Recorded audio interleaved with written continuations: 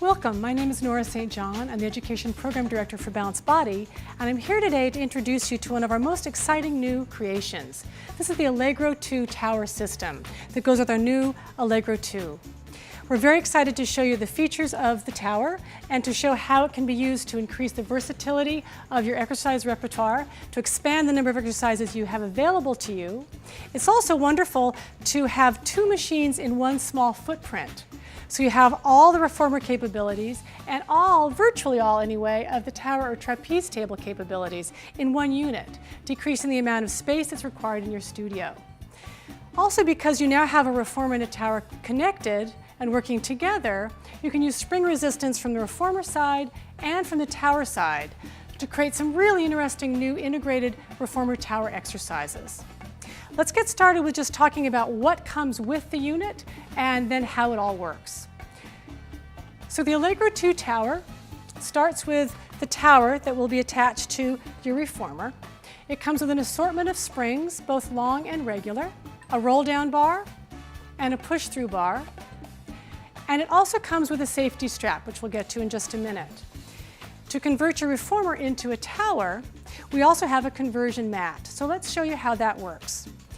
Taking these pulleys, which are an extra piece of equipment that you'll need for your tower to work as a reformer, you'll take these off and just place them underneath the reformer. And these are very simple. You simply push that spring in and pull it out. There's a small hook in there that attaches onto the eye bolt quite securely. So we'll put that down there. And now I'm going to unspring my reformer and move it all the way to the tower end. From there, I simply take out my conversion mat, and storing it under the reformer is a nice place to keep it. Now notice it has this little tongue on the end. So for that to work, I've got to center it on my frame, and then I'm going to just drop it in like that. Now I have one long, smooth surface on which to do all of my tower exercises. The shoulder rest can be removed or not. It depends on what exercises you're doing. That can actually be a nice place to put the feet for some tower exercises and can support the shoulders for some tower exercises as well. We're going to take them off though to show the full tower as it would be. Now, a couple of things about using the tower. Just like any of the other towers that we have, the springs will be attached by eye bolts. So we have a low eye bolt, which I usually call the 0 or the low eye bolt. That would be position 0. Then we have 1, 2, 3, 4, 5, 6, and 7. You also have a center one if you need to attach something from the middle of the machine. And the nice easy thing about this is you can simply say in a class or a group setting, attach your short blue spring to the number 6 eye bolt. It's a really nice easy way to reference the placement of the springs in a class or even in a private setting. You'll also notice that the back side of the machine contains exactly the same configuration of eye bolts, thus allowing you to work off the front of the machine or off the back of the machine. Although the tower is typically done on this side, a lot of the tower work can also be done off the back side of the reformer. This is a nice way to have two stations in one location without having to do any conversions. Now we have a couple of things to talk about here in terms of safety and function. This is our roll-down bar, which you use for all of your roll-down exercises, usually attached by a long or short yellow spring. And now we come to one of the really critical parts of any tower or trapeze table or Cadillac unit, which is the push-through bar. This is both one of the most exciting parts of the machine and one of the ones you have to be most careful with safety. So I'm going to come around to this side of the machine. The push-through bar right now is held up by a little Velcro attachment to the safety strap. So I'm going to take my push-through bar down. I'm going to swing it through to the front. And we'll talk a little bit about push-through bar safety.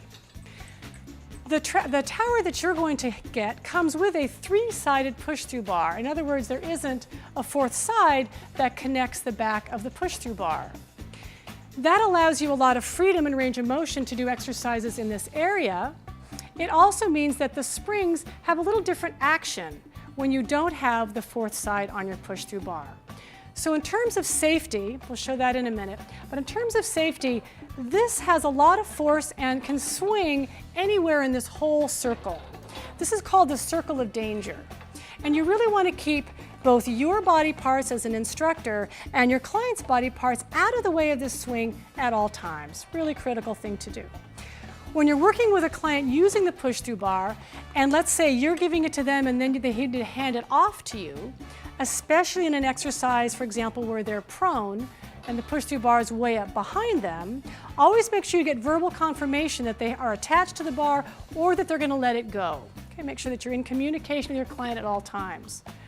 When working with a new client on this, or even working with an experienced client who you're a little nervous about, always keep your hand somewhere near or on the push-through bar if they're doing anything that's at all risky. Okay, just keeps it safe.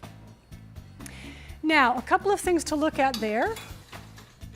I have two different typical places to put my springs for my push-through bar. One is on the number 6 position on the outside of the upright. Now if I do this, you'll notice what happens when I push the push-through bar through. What happens here is the spring hinges around the pivot point for the push-through bar, and the resistance is going to continue to increase as my push-through bar goes past the uprights. Now most people expect that in a reformer or in any kind of Pilates equipment with spring resistance, because as you go farther in the range of motion, the resistance gets harder and harder. Now if I want to change that feeling, I'm going to move this out of the way, move up to my number 7 eye bolt. Now when I push that push-through bar down and through, you'll notice that as it passes the uprights, that there's no hinge point here, that it just pushes right through. So the resistance, instead of increasing at that point, right here, suddenly decreases. So if a client is not used to this and you're doing something like spine stretch or prone swan, they can go to that upright, go past it, and then be surprised and let the push-through bar go. So you want to be very aware anytime that this is going to be moving through the uprights, that you have your springs attached appropriately. You can use either version. Just know that if you do attach it here, you have to be aware, and the client has to be aware of exactly what's going to happen if they go past the uprights. Now the last piece of safety, two actually last pieces of safety on the push-through bar. One is, notice that I have some wrapping around the bar. The bar all by itself is quite slippery. It's just bare metal and rather hard. So this is a wrap that we use on the foot bars. There's also a cover that can go on the foot bars, both of which will provide a nice grip on this bar. Feet can be very slippery on here, so make sure your clients have a firm grip with their feet if they're doing any exercises like parakeet where they could slide off the bar. The last piece of safety here is when you're bottom springing the push-through bar. A couple of notes. First of all, you always, without exception, want to use the safety strap. There's no reason to do anything else. So we take our safety strap, we hook it around, and then we just take our carabiner through our little strap. Now from here, that means my push-through bar can't ever go lower than I want it to go. So if I have a client underneath here, their knees are bent, they're about this high, this isn't ever going to touch their shins should their feet slide off the bar. You also want to make sure that you put the safety strap on first and then attach your spring. That makes it much easier to put your spring on. Okay, so that would be a nice bottom-loaded position for your push-through bar. I've got some options here with my safety strap. You see all the eyelets that it's got. I could go a little lower, I could go a little higher, depending on the needs of the exercise. Now the last thing about the push-through bar is that there are different positions, different heights of the hinge point of the push-through bar. This is in the low position, which is usually the normal position, but some clients either have less range of motion in their upper back, are very kyphotic or have a very large head, and you need to bring this up so that the bar will clear them on different exercises. For that, you can simply take the push-through bar and move it up one hole, just like you do on all of our other towers. Let me show you quickly how to do that. So here's taking my safety strap off, always controlling my push-through bar. And now, if I'm going to change this, all I need to do is there's a little knob, which you can see right here. On this pin, I push in my pin and I pull it out. Then I'm simply going to do that same thing on the other side, bring my push-through bar up to my next hole and push the pin in. If you do change it and your studio has a regular setting that they like to use, we highly recommend returning it to the regular settings so that everybody knows what height that push-through bar is going to be when they come to take a client onto the machine. The last thing I want to talk about, which is something unique to the Allegro 2 system, is right back here. There's several extra eye bolts. And these are really a nice place to store all of your springs when they're not in use. Instead of having to pick them up off the floor or reach them off the wall or grab them out of a basket, they're pretty much all available here. The nice thing about storing them back on these spring storage hooks or spring storage eye bolts is that they don't bang against anything or make any noise when they're being stored. This is very different than if you store them on the uprights where they tend to bong and bang. So I hope you've enjoyed this little introduction to the Allegro 2 tower system. We know that you're going to enjoy this machine for a very long time. Balance Body's endurance and durability are unsurpassed. And if you have any additional questions about the functions, features, safety, or anything else about your equipment, please feel free to call or contact Balance Body. Thank you so much for joining us. Let's go on to the workout.